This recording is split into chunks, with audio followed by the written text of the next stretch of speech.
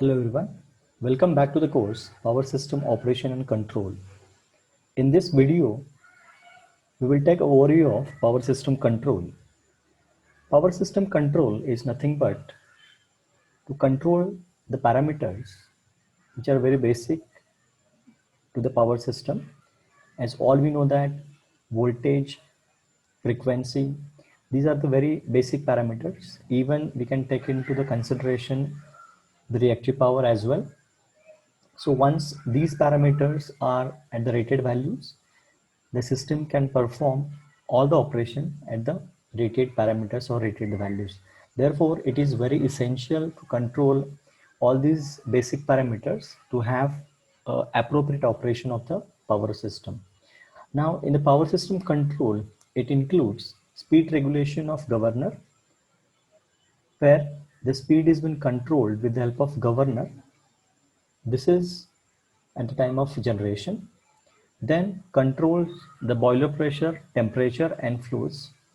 These are also responsible parameters to control the speed of the alternator. Then speed regulation concerned with the steam input to the turbine. As we are going to increase the steam input to the turbine, speed is going to increase and proportionately frequency is going to increase. Therefore, it is necessary to regulate the speed of the alternator. Load is inversely proportional to the speed, as all we know that when load on the system is going to increase, the speed of the alternator or the electrical generator is going to reduce. Therefore, whenever there is excessive load onto the generator or alternator, the speed of the alternator is going to reduce, and to have the rated frequency or power frequency at that point of time, it needs us to increase the steam input or fuel input to the turbine, by which we can have the rated value of the frequency. Then governor senses the speed and gives command signal, and steam input changed relative to the load requirement. Let's see one by one. As far as governor is concerned, it is a device used to control the speed of the prime mover.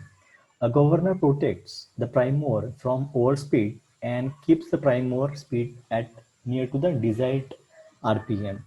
So therefore, from these two sentences, it is very clear that a governor is a component or a device used to control the speed of the prime mover. With the help of governor, we can protect the prime mover from the overspeeding, and we can keep the prime mover speed at or near to the desired RPM. When the prime mover drives an alternator supplying electrical power at a given frequency, a governor must be used to hold the prime mover at the speed that will yield this frequency. An unloaded diesel engine will fly to pieces unless it under governor control. So it is very essential control in the generating unit or generating station to control the speed of the prime mover, because prime mover is mechanically coupled with the rotor of the alternator. So the prime mover speed is quite important as far as frequency of the generated electricity is concerned. Then we'll proceed for the load frequency control. So as we have discussed, when the load onto the system is going to increase, speed of the alternator is going to reduce, and as a result of that, the frequency is going to reduce. So therefore, whenever there is an increase in load, it needs to be sensed by the appropriate system, by which we can increase the fuel intake or fuel input to the turbine, by which we can maintain the rated speed of the turbine. Load frequency control senses the burst frequency and power frequency. It is a kind of closed loop system where busbar frequency is also sensed and the power frequency is also sensed, and the values are being compared, the difference fed to the integrator and speed changer. So if there is any difference in between the busbar frequency and the power frequency, it will be sensed and it will be sent to the speed changer. The speed changer is what the mechanism which will increase or decrease the speed by changing the fuel intake to the turbine with the help of appropriate mechanism. Tie line frequency maintained at constant. So this is what the necessary, or this is what the prime requirement of the any electrical system, to maintain the tie line frequency at a constant values. Then after load frequency control, we will move towards the economic dispatch control. So unless and until we won't have the economic dispatch, we cannot have appropriate sharing of the power amongst the unit and the load. When the load distribution between number of generator units considered optimum schedule affected when increase at one replaces a decrease at other. Optimum use of generators at each station at various load is known as economic dispatch control. So to have the appropriate or optimum dispatch from the different generating units to the load, it needs to have a mechanism by which we can, as a system, we can deliver the electrical power to the load at the minimum cost, as well as it won't have any kind of impact onto the system. And one important aspect is, with the help of such kind of control mechanisms, we can able to have the appropriate continuity of the system by which load will not get affected. Automatic voltage regulator is a kind of regulator which will control the voltage by controlling the excitation of alternator. It regulates generator voltage and output power. The terminal voltage and reactor power is also made. So unless and until we are not going to control the excitation of the alternator, we cannot able to control the terminal voltage of the alternator. So therefore, to control the terminal voltage of the alternator, it needs us to regulate the excitation of the alternator. So by having appropriate mechanism for automatic voltage regulator, uh, we can change the excitation, and by changing the excitation, we can regulate the voltage of the alternator. Then system voltage control. In the system for voltage control, we have different devices and mechanisms by which we can control the reactive power of the system, and as a result of that, the voltage will be get controlled, and we can have the rated values of the voltage throughout the system. So this can be achieved with the help of static var compensators, synchronous condensers, tap changing transformers, switches, capacitors, reactors. So with the help of all these devices, we can control or regulate the voltage within tolerable limits or prescribed values of the voltages. Then it comes the part of security control. So in this, the system first, it will be monitored. Then as depending on the state of the power system, that is, we have different states of the power system: normal state of the power system, abnormal state, emergency state. Likewise, we having different states of the power system. So these states will be known after the monitoring of the system, and depending on the monitoring, the decision will be taken, and on that decision, appropriate control action will be taken.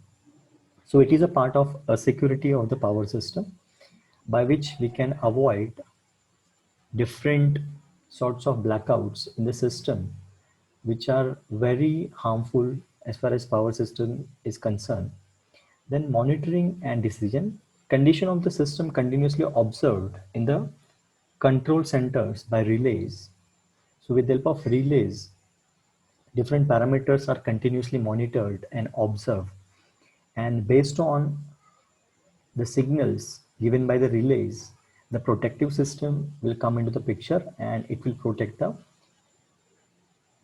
different sections of the power system. If any continuous severe problem occurs is in abnormal condition.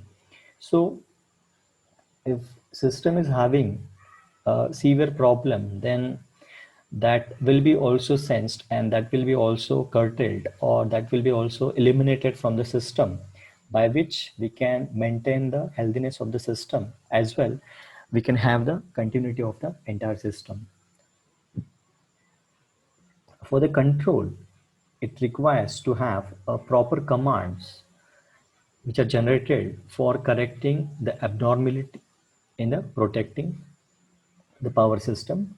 If no abnormality is observed, then the normal operation proceeds for the next interval.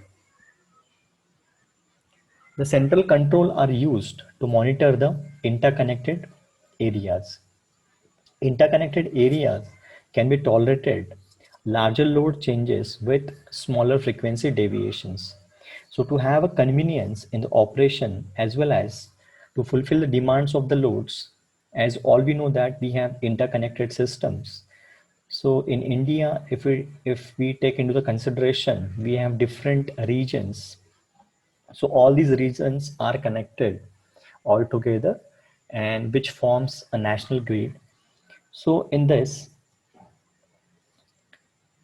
as all regional areas are interconnected, so if any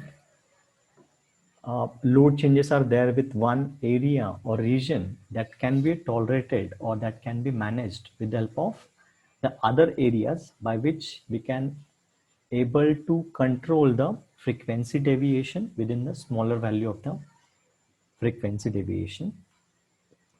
Central control centers monitors the information about the frequency, generating unit outputs and the tie line power flows to interconnected areas. So the central load dispatch center or even the regional load dispatch centers are continuously going to monitor the generating unit outputs at a particular instant, as well as the loads at that instant and the tie line power flows. This is just because if any increase or decrease of the demand is there in the system, so that can be managed without hampering the basic parameters like voltage and the frequency. This information is used by automation load frequency control in order to maintain the area frequency at its scheduled value. So this is all about the control. Once again, we will take an overview of the control. There are different controls are available in the entire power system at different stages or at the different sections of the power system, by which we can control the different sections as well as we can control the entire power system. So the different control actions or mechanisms in the power system are in the generation stage. We have the speed regulation, that is with the help of governor we can vary the fuel intake into the turbine, and with the help of that we can able to control the speed of the alternator or the generator, by which we can maintain the rated RPM of the prime mover as well the rotor of the alternator, by which we can maintain the frequency at its rated value. Then in the generating stage itself, we have the control for the boiler pressure, temperature and flows of the fuel. Speed regulation concerned with the steam input to the turbine. So almost first three controls are coming under the generation stage. So speed will be regulated with the help of different mechanisms and the parameters, because it will directly impact onto the frequency as well the voltage of the alternator, which is the most important part of the power system. Then, as all we know that load is inversely proportional to the speed, therefore it requires to regulate the load, or not to regulate the load but to regulate the sort of generation. So if we have, or if it is not possible, then it is required to regulate the load as well. Therefore at all the time it needs us to generate the power which will be equal to losses plus load of the system, by which we can maintain the basic parameters, that is frequency and the voltage in the prescribed limit. If load is going to increase, the frequency is going to reduce and speed is going to reduce. Therefore, to maintain the rated value of the frequency, it requires us to regulate the speed of the alternator, and to regulate the speed, it requires us to have a control action through the governor by which we can regulate the speed.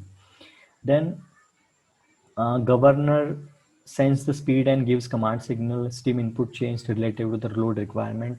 So almost all the parameters are related to control the voltage and the frequency.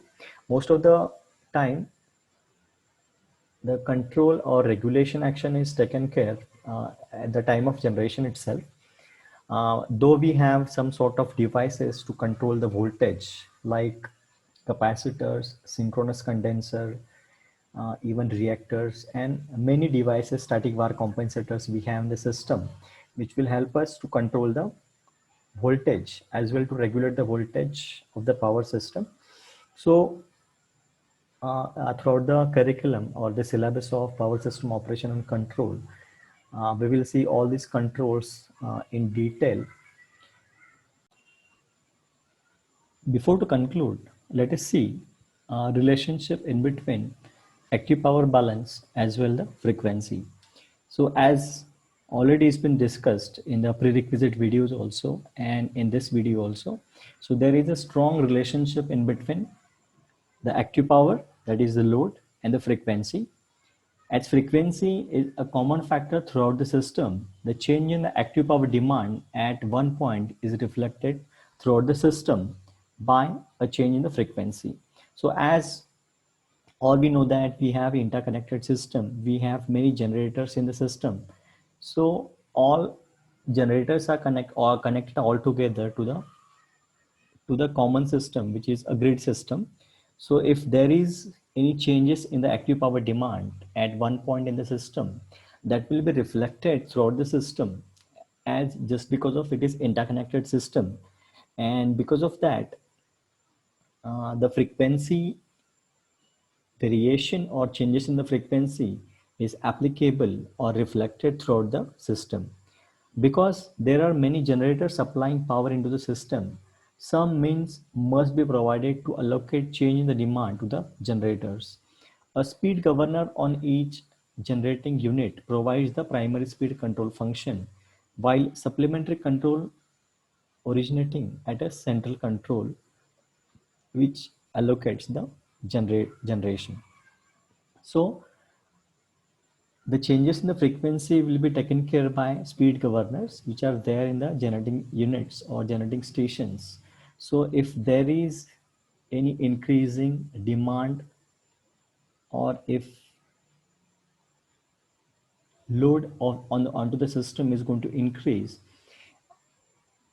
if we change the speed of the alternator with the help of speed governor mechanism, then we can generate more and more amount of power by which we can deliver required amount of active power to the load, and by which we can maintain the system frequency in the tolerable limits or rated values.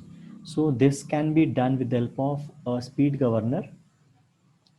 As all we have discussed, speed governors are located in the generating units, and the speed governor will provide a primary control to the frequency. For this supplementary or secondary control of the frequency, it needs us to control the parameters from the central station, or you can say load dispatch center, from where we are going to coordinate or control the generation. As well, we are going to allocate different units for different time periods throughout the day, by which we can control the frequency and we can deliver the amount of power required by the load. In an interconnected system with two or more independently controlled areas, in addition to control of frequency, The generation within each area has to be controlled so as to maintain the scheduled power interchange.